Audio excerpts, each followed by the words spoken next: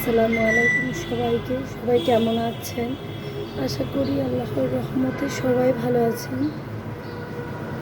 কয়েকদিন খুব অতিরিক্ত গরম পড়লে আমরা খুব অসুস্থ বোধ করি, খুব বিরক্ত বোধ করি। মানে 2-3 বেলা গোসল বা কোনো ফ্যানের বাতাস দিয়ে আমরা খুব খারাপ লাগে যখন অতিমাত্রায় গরম।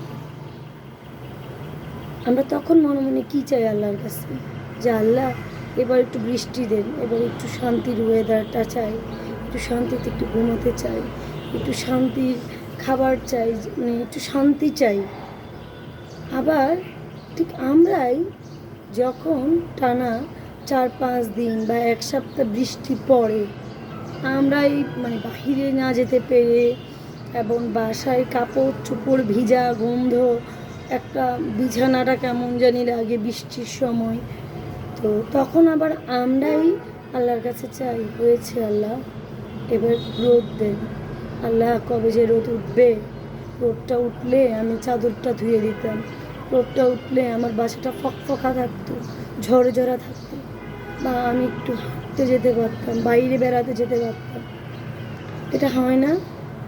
এতেই তো পরিষ্কার যে আমরা যখন যা পাই ওই পাওয়াটা নিয়ে দীর্ঘদিন ভালো থাকতে পারি না।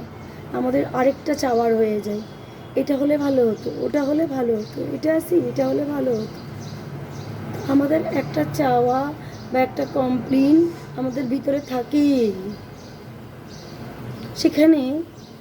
যেখানে আল্লাহ আমাদেরকে দিয়ে সন্তুষ্টি রাখতে পারে না, সেখানে মানুষ হয়ে মানুষকে কিভাবে ভালো রাখবো, মানুষ হয়ে মানুষকে কিভাবে সব কিছু দিতে পারবে, বা সাপোর্ট বলি, বা সব সময় আমাকে কেউ একজন সাপোর্ট দিবে, আমাকে কেউ একজন প্রশংসা করবে, আমিই ভালো, আমিই ঠিক, এটা কিভাবে বলতে পারি নিশ্চয়তার সাথে? পারি না তো।